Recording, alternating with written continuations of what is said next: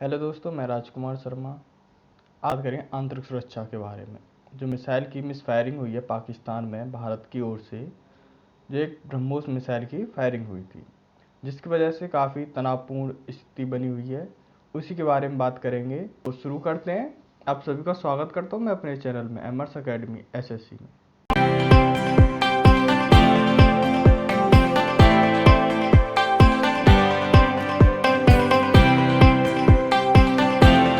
बात करते हैं भारत की ओर से जो मिसाइल पाकिस्तान में गिरी उसके बारे में।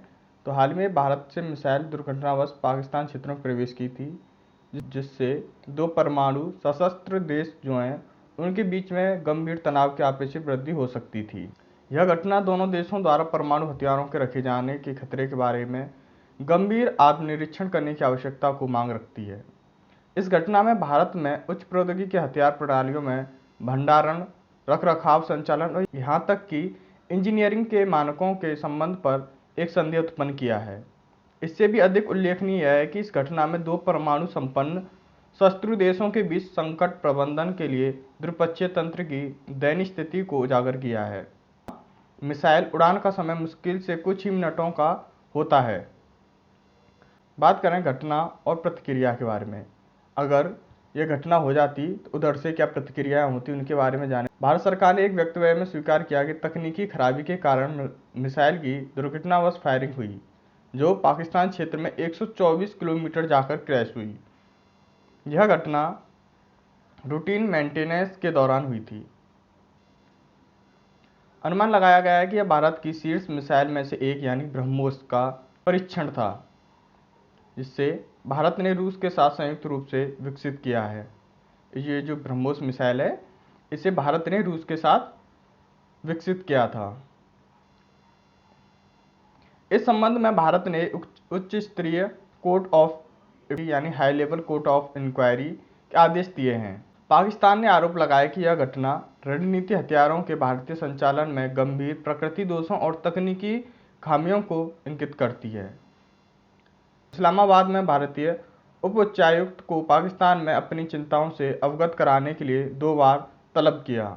इस संदर्भ में पाकिस्तान ने भारत द्वारा जांच के आदेश को अपर्याप्त बताया और संयुक्त जांच की मांग की है।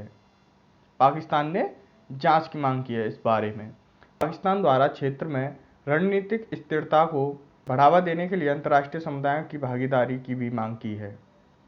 इसमें भागीदारी की मांग की है। मिसाइल मिसफायरिंग की इस घटना पर भारतीय और पाकिस्तानी प्रतिक्रियाएं मौजूदा परिस्थितियों में सर्वोत्तम संभव प्रतिक्रियाएं थीं, क्योंकि संकट प्रबंधन हेतु दोनों देशों के बीच अत्यंत कमजोर द्विपक्षीय तंत्र मौजूद है।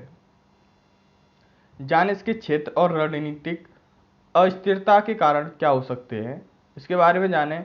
तो दक्षिण एशिया यानी विशेष रूप से भारत से पाकिस्तान भूभाग में रणनीतिक स्थिरता व्यवस्था ऐसी दुर्घटनाओं से निपटने के लिए या प्रभावी संकट प्रबंधन एवं प्रतिरोध स्थिरता के लिए अधिक सक्षम नहीं है। इसके प्रमुख कारण हैं समझौते में क्रूज मिसाइल को शामिल न करना। हालांकि भारत और पाकिस्तान ने अक्टूबर 2005 में बैलिस्टिक मिसाइलों के उड़ान परीक्षण की पूर्व अधिसूचना समझौते पर हस्ताक्षर किए हैं, लेकिन इसमें क्रूज मिसाइल शामिल नहीं है। उल्लेखनीय है कि ताज़ा घटनाक्रम में ब्रह्मोस के शामिल होने का संदेह है, जो एक क्रूज मिसाइल है। ब्रह्मोस जो है, जो भारत द्वारा स्वदेशी बनाई गई है ब्रह्मोस मिसाइल, यह एक क्रूज मिसाइल है। संरचित द्विपक्षीय वार्ता के अभाव के बारे में। तो कॉन्फिडेंस बिल्डिंग मेजर्स और पारंपरिक यानी CBMS पर एक से दोनों पक्षों के मध्य संयुक्त बैठकों का आयोजन नहीं हुआ है।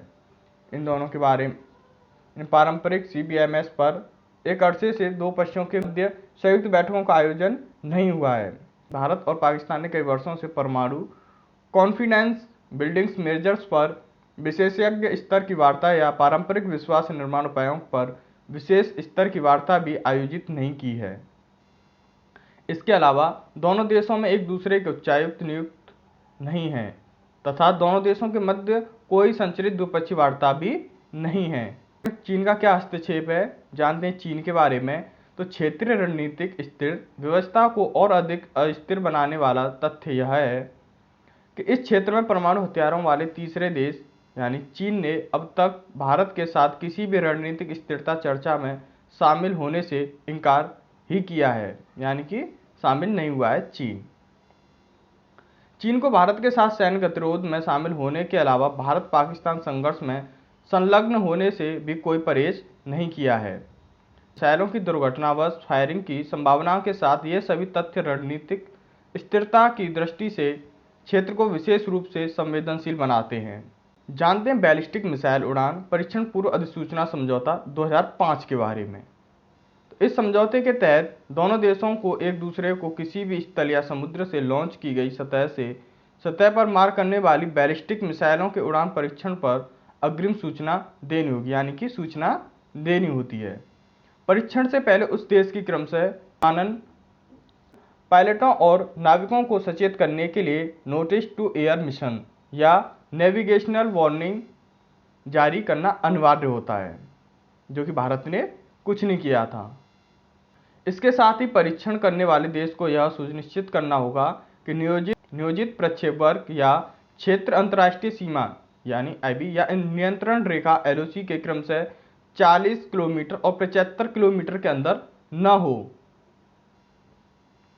नियोजित प्रक्षेपवक्र आईबी या एलओसी को पार नहीं करे और सीमा में कम से कम 40 किलोमीटर की क्षैतिज जो दूरी है वो बनाए रखे। परीक्षण करने वाले देश को दूसरे देश को 5 दिन की लॉन्च विंडो के शुरू होने से कम 3 दिन पहले सूचित करना होगा, जिसके भीतर वह किसी भी स्थल या समुद्र से लॉन्च की जाने वाली सतह पर मार करने वाली बैलिस्टिक मिसाइल की उड़ान परीक्षण करने का इरादा रखता है। पूर्व अधिसूचना को संबंधित विदेशी कार्यालयों और उच्चायोगों के माध्यम से अवगत कराया जाना चाहिए। आगे की राय होनी चाहिए वो क्या होनी चाहिए? भारत और पाकिस्तान के बीच में द्विपक्षीय वार्ता तंत्र का पुनरुद्धार, यानी भारत पाकिस्तान संबंधों की प्रतिकूल परमाणु सशस्त्र संकटपूर्ण स्थिति और विश्वास की कमी को देखते हुए विशेष रूप से हालिया घटना के परिप्रेक्ष्य में दोनों देशों की परमाणु और पारंपरिक विश्वास निर्माण उपायों पर विशेष स्तर की वार्ता का पुनर्जीवित करने की तत्काल आवश्यकता है। जानते हैं मौजूदा तंत्रों और समझौतों के उदयंतन करना, यानी कि भारत और पाकिस्तान को संकट की अवधि और शांतिकाल के दौरान संवेदनशील सूचनाओं को संप्रेषित करने हेतु तत्काल एवं द्रुत तंत्र की आवश्यकता है, क्योंकि दोनों देश शांतिकाल के संकट की ओर त्वरित संक्रमण कर सकने में सक्षम हैं। इसके अलावा पूर्व अधिसूचना व्यवस्था में क्रूज मिसाइलों को भी शामिल करना महत्वपूर्ण है, क्योंकि वर्तमान में ये दोनों देशों के शस्त्रागार की अभिन्न अंग है।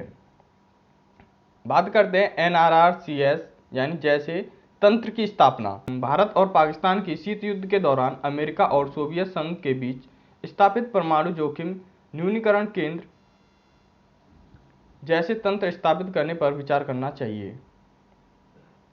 एनआरआरसीएस का प्राथमिक उद्देश्य संदेशों के समय पर संचारित एक संरचित तंत्र स्थापित करना है और पहले से समर्थित यानी सीबीएमएस के उचित कार्यान्वयन को सुनिश्चित कर जोखिम में कमी लाना है, यानी कि सुनिश्चित करके जो जोखिम है उनमें कमी लाना है। ऐसा तंत्र स्थायी सिंधु आयोग की तरह कार्य कर सकता है, जिनके सिंधु जल संधि में उत्पन्न कई विवादों का समाधान प्रस्तुत किया है।